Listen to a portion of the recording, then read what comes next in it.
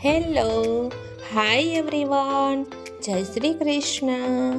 સ્વાગત છે સિમીઝ વ્લોગ. સવારનું એટમોસ્ફિયર એટલું સરસ હોય છે કે બહાર ઊભા રહીને જોયા જ રાખી ઘરમાં જવાનું મન થતું નથી. અને આજે છે શ્રાવણ મહિનાનો સોમવાર, તો આજે અમે મહાદેવનો થાળ બનાવ્યો છે.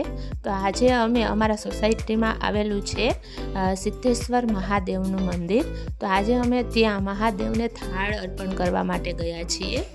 અને આજે શ્રાવણ મહિનાનો સોમવાર છે એટલે મંદિરમાં એટલી ભીડ પણ છે મહાદેવની પૂજા કરવા માટે.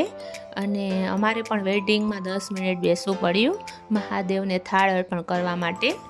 મહાદેવની પૂજા કરવા માટે જગ્યા પણ નથી કે ક્યાં બેસવું, મારે તો ઊભું જ રહેવું પડ્યું. અને મારા જે માસી છે એ બેસી ગયા, મેં તમે બેસી જાઓ અને સરખાએ પૂજા કરી લો અને થાળ અર્પણ કરી દો, પછી હું બેસીને પૂજા કરીશ.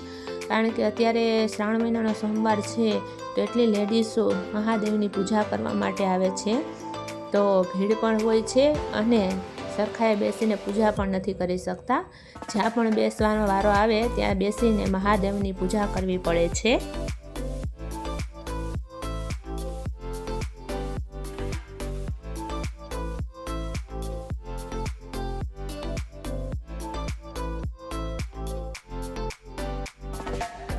ઓમ નમઃ શિવાય, ઓમ નમઃ શિવાય, ઓમ નમઃ શિવાય, ઓમ નમઃ શિવાય, ઓમ નમઃ શિવાય, ઓમ નમઃ શિવાય, ઓમ નમઃ શિવાય.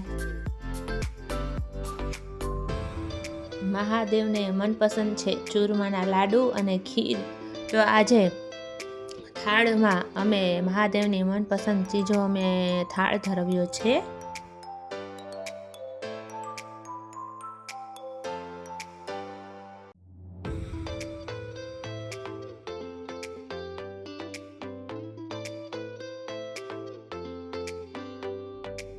આ મહાદેવની મંદિરની બહાર અમારું છે પંચમુખી હનુમાનજીનું મંદિર અને બટુક ભૈરવ દાદા અને કાલ ભૈરવ દાદાનું મંદિર છે. અને આ છે પીપળો. આપણે કહેવામાં આવે છે કે પીપળામાં પિતૃનો વાસ હોય છે, હરેક મંદિરમાં જોવા મળે છે પીપળો. અને આ છે શીતળા માતાનું મંદિર. હે શીતળા માતા. હવે અમે બધા મંદિરોમાં દર્શન અને પૂજા કરીને અમે મહાદેવનો થાળ ધરીને અમે હવે નીકળ્યા છીએ ઘરે જવા માટે. હર હર મહાદેવ. મારો વિડીયો ગમ્યો હોય તો સબસ્ક્રાઈબ કરો, લાઈક કરો અને શેર કરો. Thank you.